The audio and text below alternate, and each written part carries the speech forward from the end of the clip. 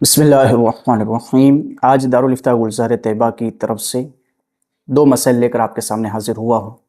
4 رکعت تراویح کے بعد جو ہم بیٹھتے ہیں وہ بیٹھنا کیسا، اور اس کے بعد جو دعا پڑھتے ہیں اس کا حکم کیا ہے۔ تو 4 رکعت تراویح پڑھنے کے بعد تھوڑی دیر بیٹھنا یہ مستحب، تراویح میں ہر 4 رکعت کے بعد تھوڑی دیر بیٹھنا یہ مستحب ہے، یعنی کہ ثواب کا کام ہے۔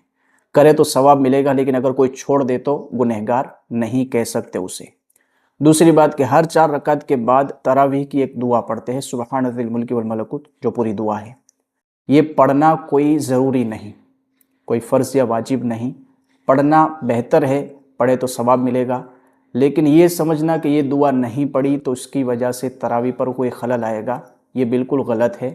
ایسا کوئی مسئلہ نہیں کہ اگر کسی نے تراویح کی دعا چھوڑ دی تو پھر اس کی تراویح نہیں ہوگی۔ دوسری بات کہ بہت ساری جگہ پر دیکھنے میں آیا ہے کہ نمازی کے آگے، صف کے آگے پوسٹر لگا دیے جاتے ہیں تراویح کے دعا کے۔ تو اس کے بارے میں مفتی صاحب فرماتے ہیں، قبلہ مفتی احمد اکبری صاحب، جس کا خلاصہ عرض کر رہا ہوں، کہ نماز کا اصل مقصد یہ ہے کہ توجہ کے ساتھ اور دل کو حاضر رکھ کر خشوع کے ساتھ نماز پڑھی جائے، اور ایسے میں جب یہ پوسٹر سامنے ہوتے ہیں تو نمازی کو نماز میں خلل پڑتا ہے اور وہاں بار بار توجہ بٹتی ہے۔ تو ایسے پوسٹر بھی مسجد کے اندر نمازیوں کے سامنے نہیں لگانے چاہیے۔